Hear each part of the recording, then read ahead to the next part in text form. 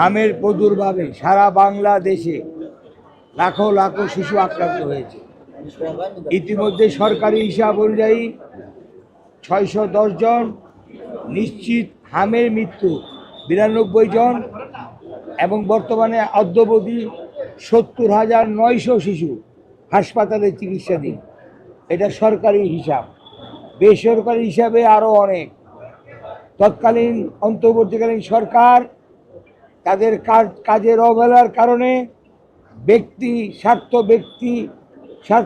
চরিতার্থ করার কারণে, হাসিল করার কারণে ইউনিসেফের সরবরাহকৃত ভ্যাকসিন আমদানি বন্ধ করে দিয়ে টেন্ডারের মাধ্যমে তাদের নিজের স্বার্থ হাসিলের কারণে টেন্ডারের মাধ্যমে প্রক্রিয়ায় গিয়ে ভ্যাকসিন আনা বন্ধ করে দেয়, যার ফলশ্রুতিতে এই মরণবেদী, এই সংক্রমণ, রোবেলা ভ্যাকসিন না এনে এই হাম সারা বাংলাদেশে ছড়িয়ে দিয়েছে। রূপায়ণ lake castle, welcome to the land of piece. যেই সময় সারা পৃথিবীতে কোনো হামের কোনো উপসর্গ নাই, যখন নির্মূলের পথে তাদের এই হীন সিদ্ধান্তের অবহেলার কারণে আজকে বাংলাদেশে গ্রামে গঞ্জে এই হামের প্রাদুর্ভাব ছড়িয়ে পড়েছে। আমি আমার দায়বদ্ধতার খাতিরে আমার এলাকায় অনেক শিশু মারা গেছেন। আমি নিজেকে একজন সংসদ সদস্য হিসাবে আমি মনে করেছি এটা প্রতিবাদ করার দরকার।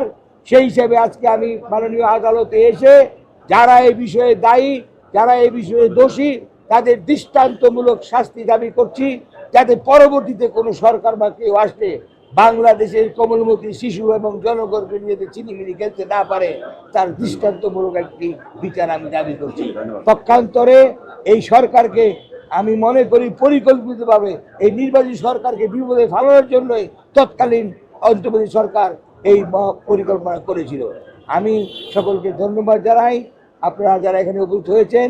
আমি আশা করি আদালত ন্যায় বিচারের স্বার্থে আমার আর্জি শুনেছেন এবং সঠিক তদন্ত করে বিচার কার্য করবেন বলে আমি আশাবাদী। ধন্যবাদ। আমরা ওটাই বলছি, আমরা তাই বলেছি যে এই সরকারকে, অর্থাৎ পরবর্তী নির্বাচিত সরকারকে, যাতে দেশ পরিচালনা তারা ব্যাহত হয়, বিঘ্ন সৃষ্টি হয়, সেই কারণে পরিকল্পনাভাবে এই নির্লক্ষ্য ছিল তাদের। অর্থাৎ ইউনিসেফ থেকে না এনে তারা টেন্ডারের মাধ্যমে আনতে চাইছে, যে 2 বছর লাগে, তার স্বাভাবিকভাবে রোগ প্রাদুর্ভাব হবে।